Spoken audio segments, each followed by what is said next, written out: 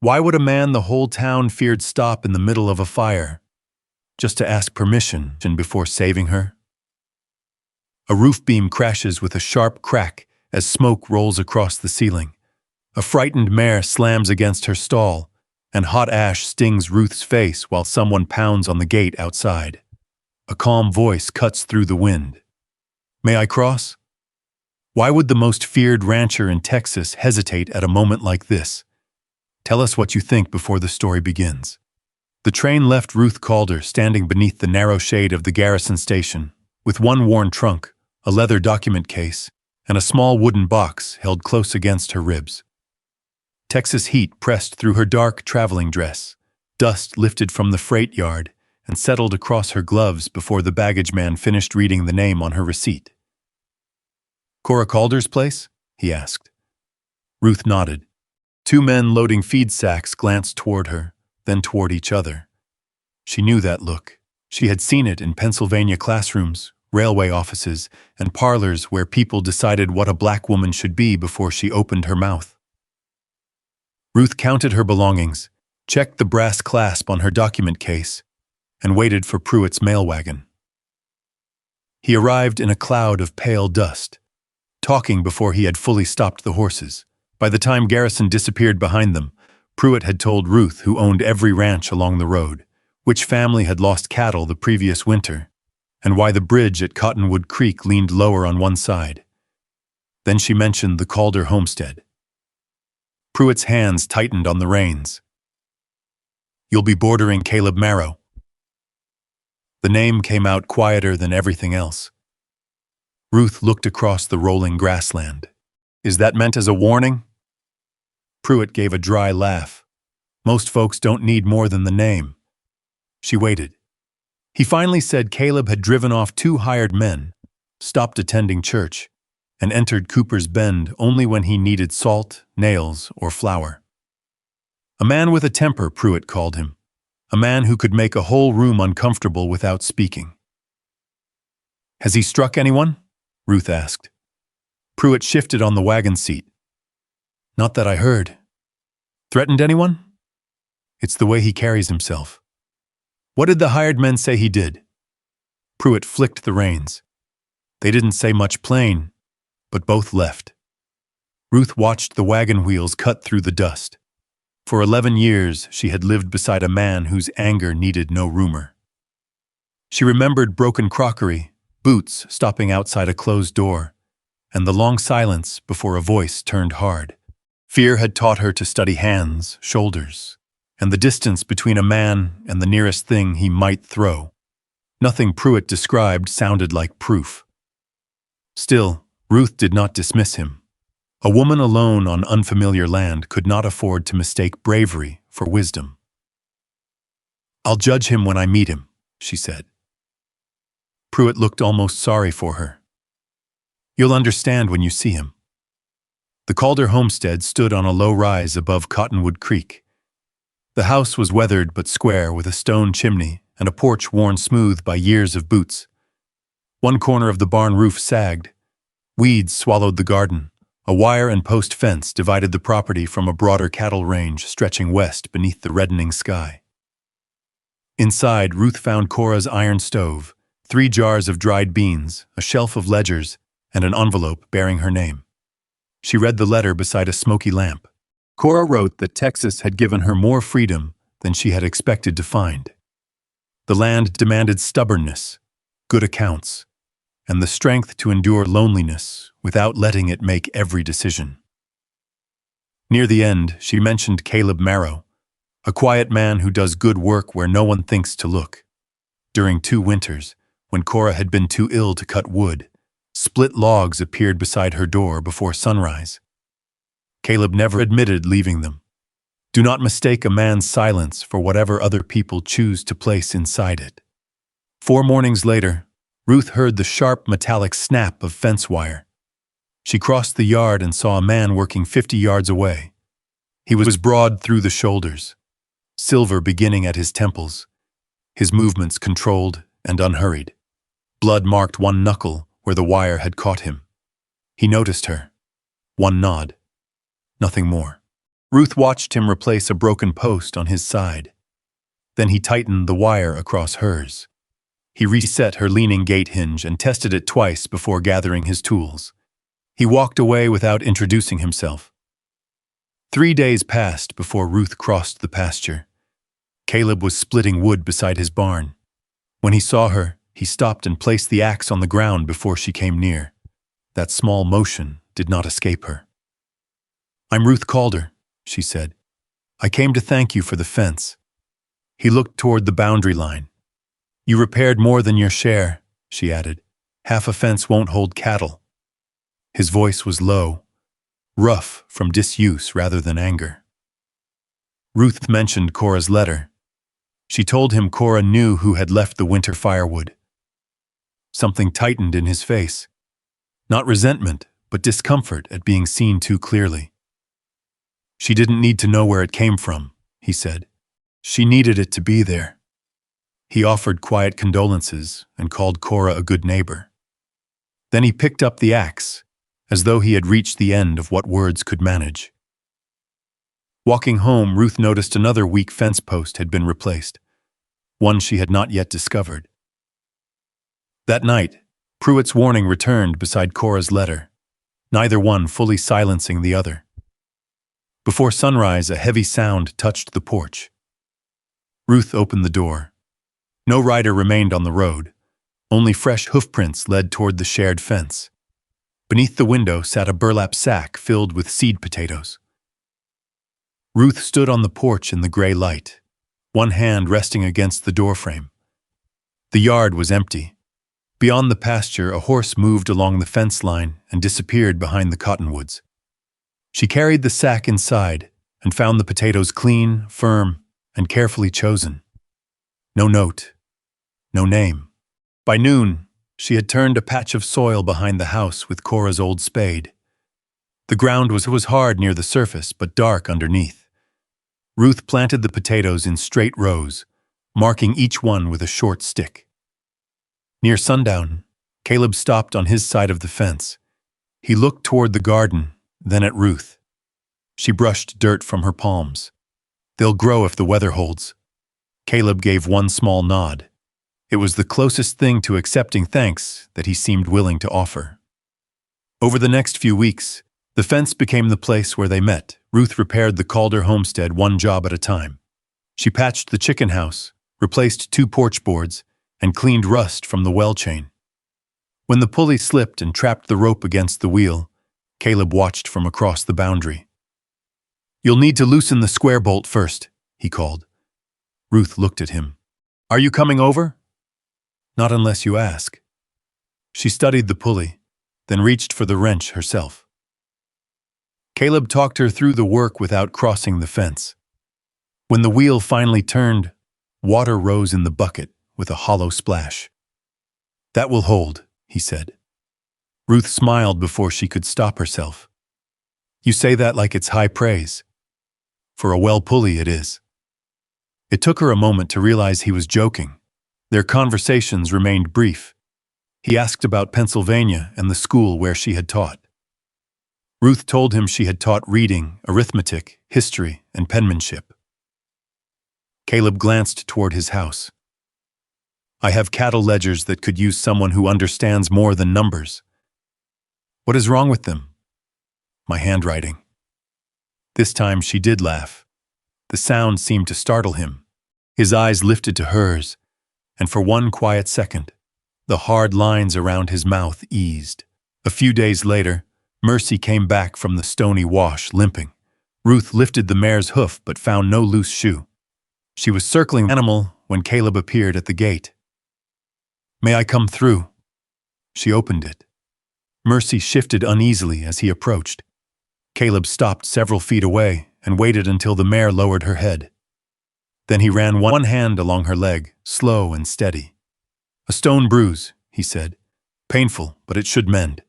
He cleaned the hoof and showed Ruth how to wrap it. When Mercy flinched, his voice dropped almost to a murmur. "Easy, girl. Nobody's taking anything from you." The mare settled. Ruth watched his broad hands cradle the hoof as though it were made of thin glass. The town had warned her about those hands. That same week, Ruth was returning from Mrs. Albright's trading post when she saw a little boy alone near Cottonwood Creek. His wooden hoop lay in the weeds. Thunder rolled beyond the ridge. Caleb reached him first. He did not grab the child. He removed his hat, set it on the ground, and crouched several paces away. The boy stood trembling until Caleb held out one empty hand. After a long moment, the child came to him. Caleb carried him back to the mail road, where the boy's father arrived breathless and pale. The child clung to Caleb's coat before being lifted into the wagon. Something passed over Caleb's face. It vanished almost at once, but Ruth saw it. At the trading post, Mrs. Albright asked whether Caleb had caused her any trouble. "He repaired my fence," Ruth said, "helped with my well, treated my mare, returned a lost child." Mrs. Albright folded a length of cloth too sharply. "He wasn't always so attentive." "I cannot testify about the man people remember," Ruth said. "Only the man standing in front of me." Several customers heard her. By the following week, the gossip had changed. Now people said Caleb Marrow had taken an interest in the widow next door. Then Amos Bell returned to Cooper's Bend. He was lean, sun-browned, and quick to smile without warmth. He watched Ruth purchase lamp oil and fence staples. "Marrow giving you gifts yet?" he asked. Ruth placed her receipt inside her purse. "You should speak plainly or not at all." Amos leaned against the counter. "Plainly, then. He looks calm until something crosses him. Came at me with an axe once." "Did he swing it?" Amos's smile faded. "Did he strike you?" "No." "Did he threaten you?" "You didn't see his face." Ruth asked why Caleb had confronted him. Amos looked toward the door. Man cared more about his horses than the people working for him.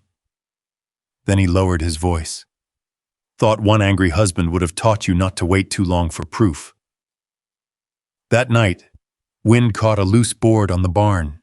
It slammed once, then again. Ruth woke with Cora's revolver in her hand and her heart beating against her ribs. For a few terrible seconds, she was back in Pennsylvania, listening to boots stop outside a closed door. The barn board struck again. Only wood, only wind, but the next evening, when Caleb came to the fence, Ruth stayed near the house and pretended not to see him. The following morning, a repaired harness strap hung from the gatepost.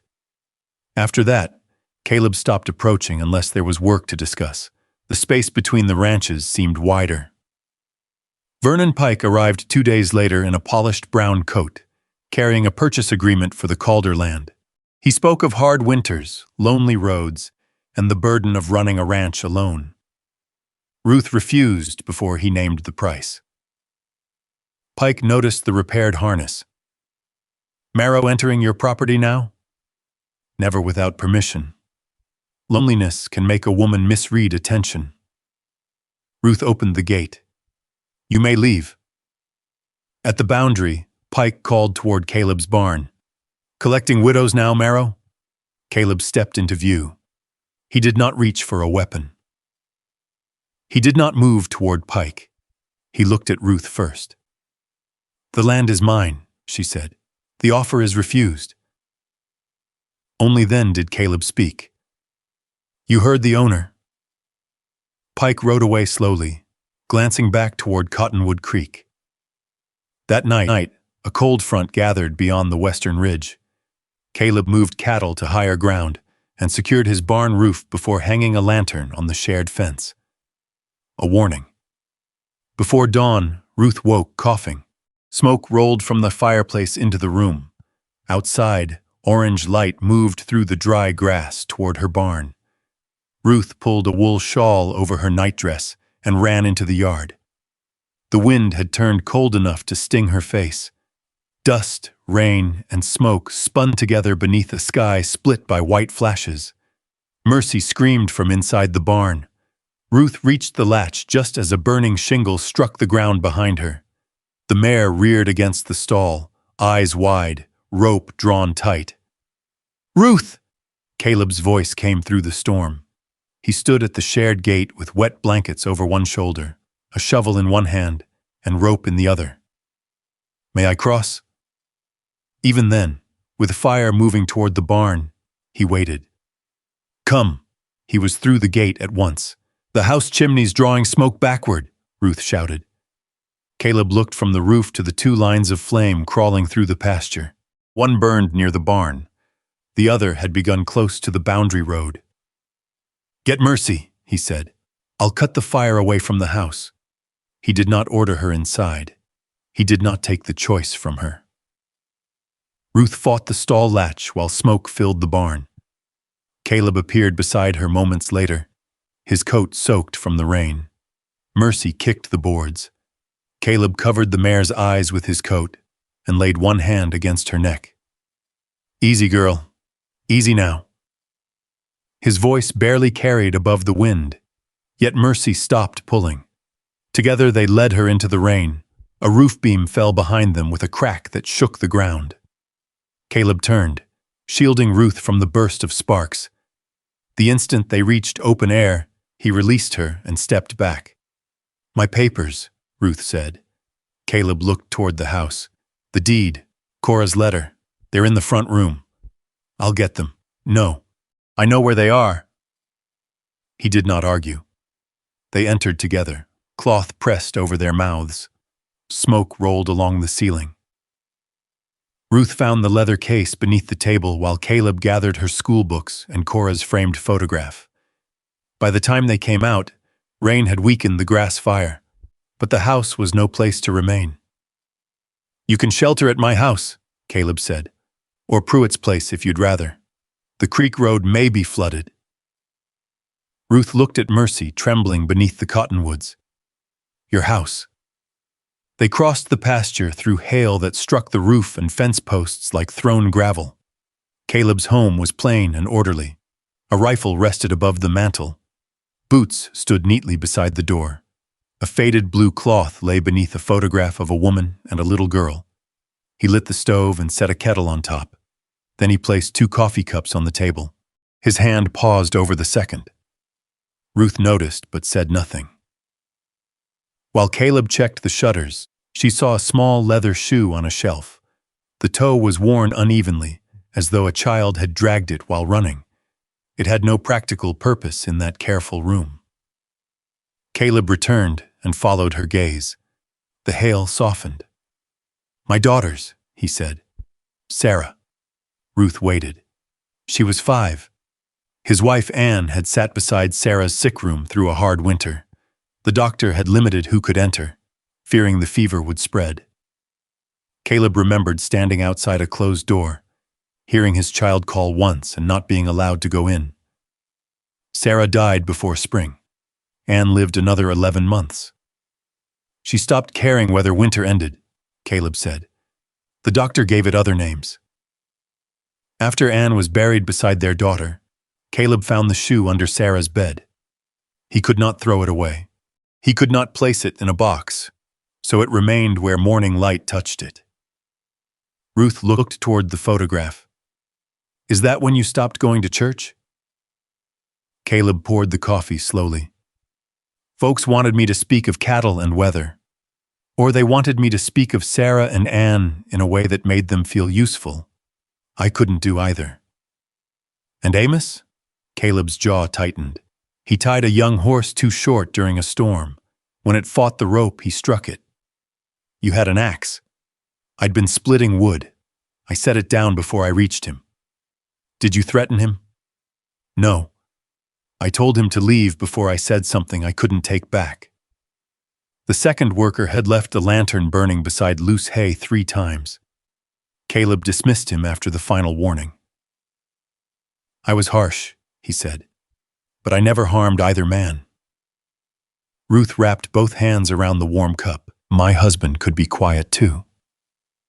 Caleb did not move. "The worst nights often began that way," she continued. "I learned to watch his hands, his shoulders, how near he stood to anything he might throw." She looked at Caleb across their table. "When Amos spoke, I wondered whether wanting you to be good had made me careless." You were right to wonder. There was no wounded pride in his answer, no demand that she believe him because he had suffered. Ruth studied him for a long moment. Anger and silence are not the same, she said. Not once you've lived close enough to both. Caleb looked toward Sarah's shoe. You've understood more in 5 weeks than this town has in 3 years. I don't know all of you, Ruth replied. I know enough not to let strangers decide the rest. His hand moved across the table, then stopped. Ruth turned her palm upward beside the coffee cup. Caleb rested his fingers against hers. Only for a moment. The touch carried no claim, just trust offered carefully and accepted the same way. Before dawn, Ruth woke in a chair beside the stove with Caleb's blanket over her shoulders. He had slept sitting against the wall across the room. The 2 coffee cups remained on the table. Sarah's shoe caught the first gray light. Later, when the storm had passed, Caleb repaired the chimney and walked the burned pasture. He found one blackened patch near the barn and another beside the boundary road.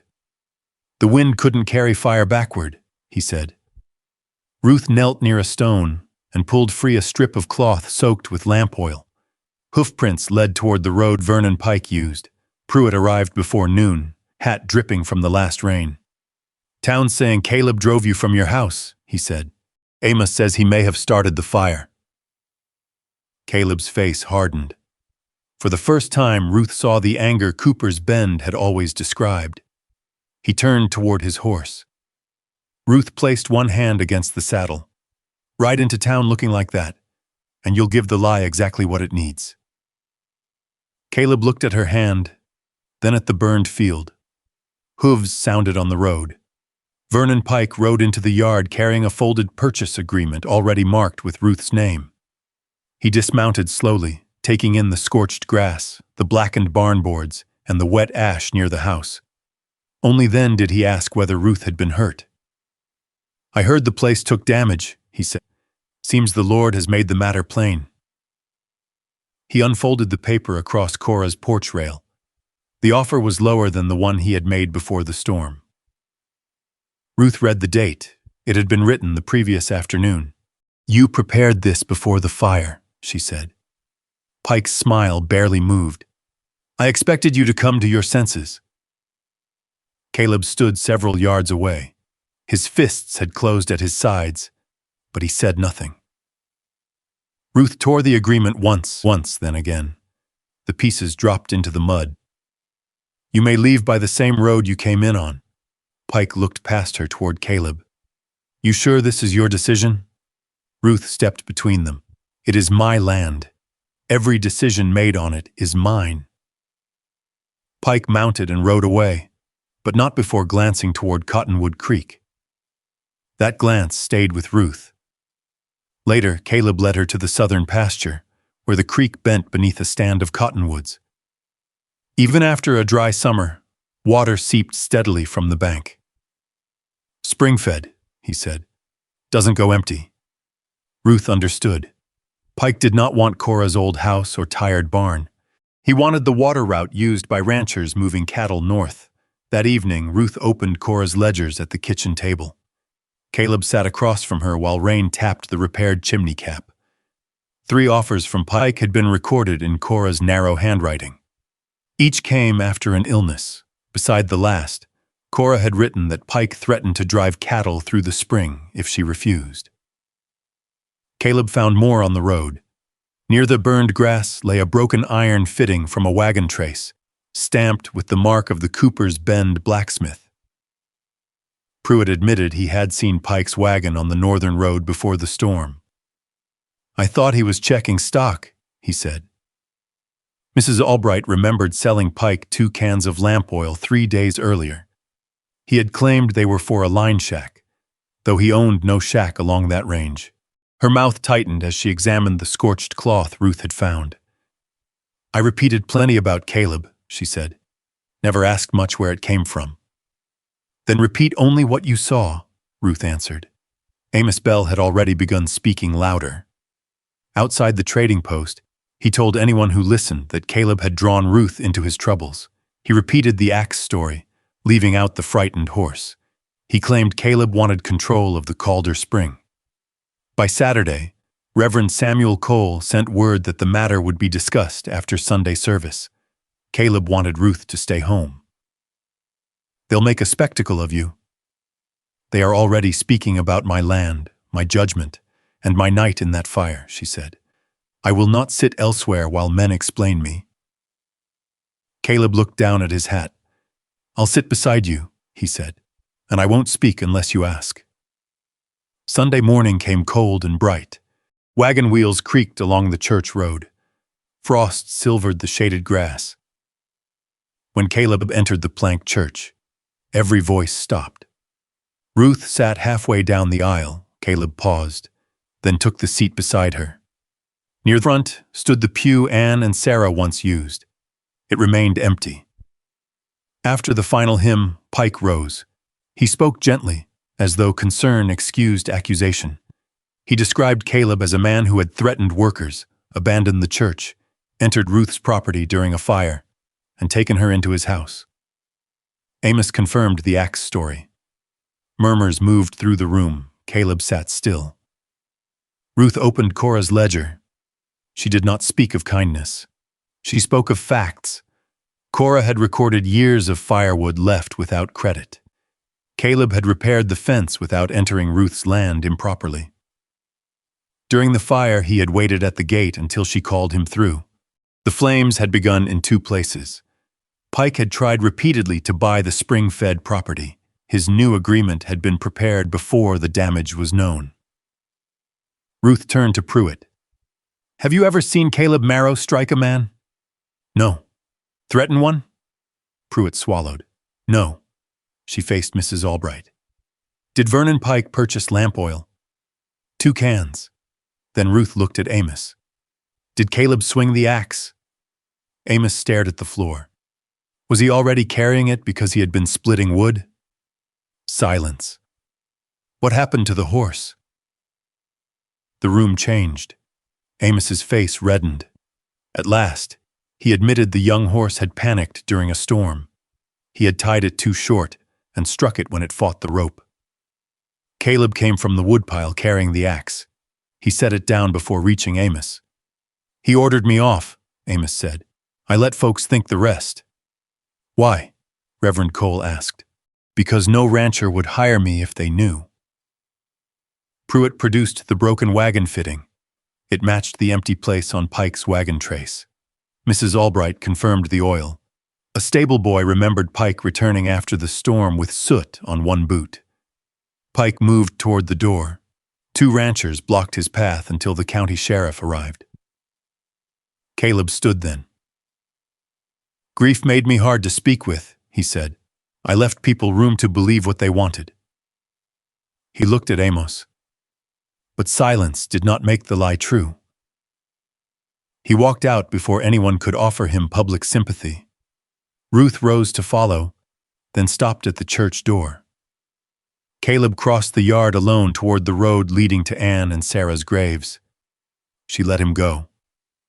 Inside, Ruth signed her statement for the sheriff and secured copies of every page concerning the Calder Spring. The town helped rebuild her barn over the next several weeks. Reverend Cole brought lumber. Mrs. Albright supplied nails. Pruitt worked without talking much for once. Caleb helped too, but only before sunrise. He no longer waited at the fence. When Ruth crossed to Marrow Ranch, she found tools put away, stalls cleaned, and Caleb gone. He was leaving room for her freedom. He was also making the choice for her. One evening, Ruth entered his house to return a borrowed brace drill. 2 coffee cups stood beside the stove. One was clean. The other had not been touched since the night of the storm. Beside Sarah's shoe lay a folded page in Cora's handwriting.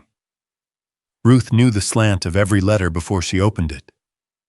Cora wrote of a winter when fever kept her in bed, and ice sealed the porch steps. Caleb had repaired a leak in the roof during freezing rain, then remained outside until she invited him in. He had feared that entering without permission would frighten her.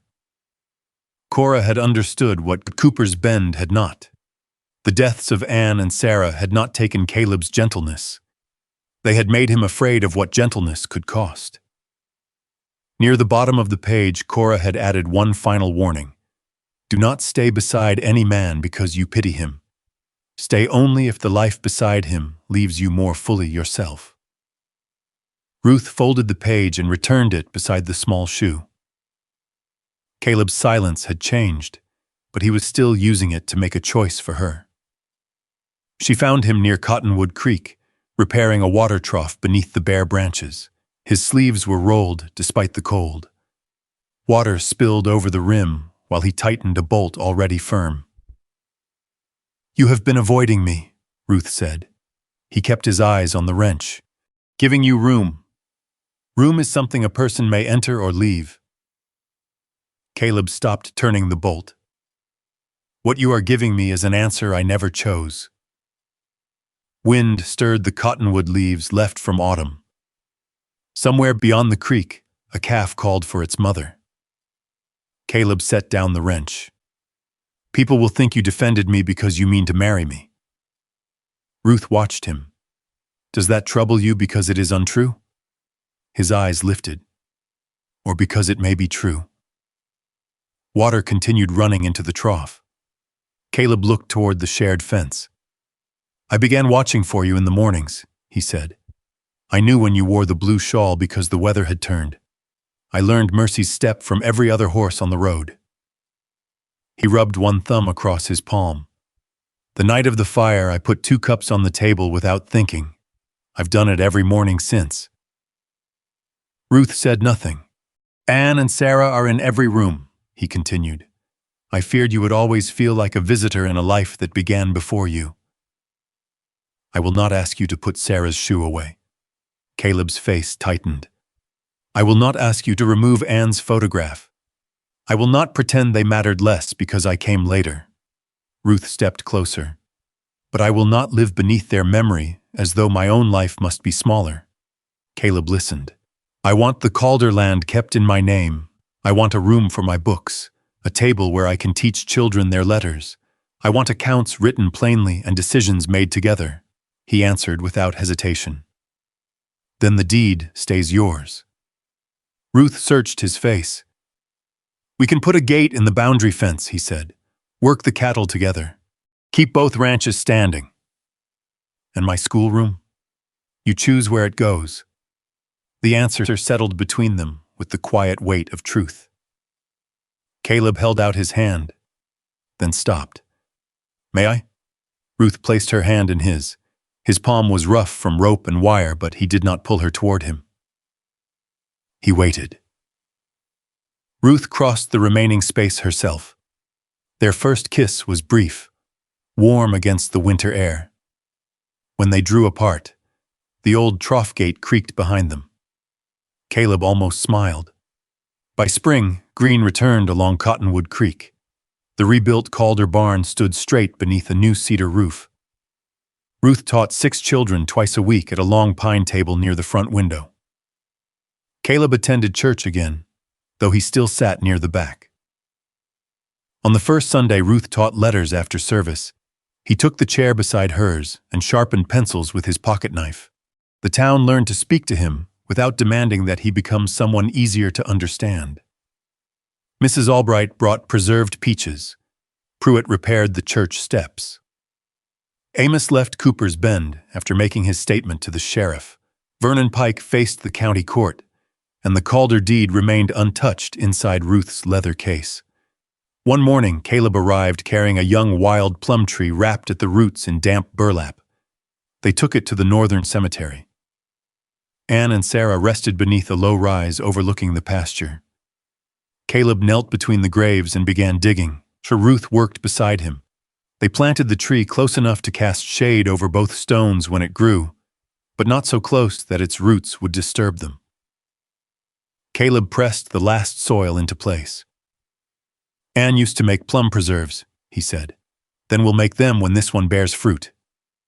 He looked at Ruth, not startled, not wounded, hopeful. Later that afternoon, they returned to the shared fence. Caleb had replaced the old posts and hung a wooden gate between the 2 ranches. It opened both ways, Ruth ran her fingers over the smooth latch. Caleb stood beside her with his hat in his hands. "I can offer you my name," he said, "but I won't ask you to surrender yours." She waited. "I can offer you my house, or we can build another between the two places." The wind moved softly through the new grass. "What I cannot promise," he said, "is a life without hard winters." Ruth looked toward the Calder homestead, then Marrow Ranch, then the road beyond the cottonwoods. "What can you promise?" Caleb met her eyes. "That you will never have to guess whether you are welcome." Ruth opened the gate. "Yes," she said. He released a breath that sounded as though he had carried it for years. The wedding was held beneath the cottonwoods in late spring. Ruth kept Calder in her name and added Marrow only where she chose. Caleb wore a dark coat Mrs. Albright insisted he have pressed. 2 coffee cups waited on the supper table.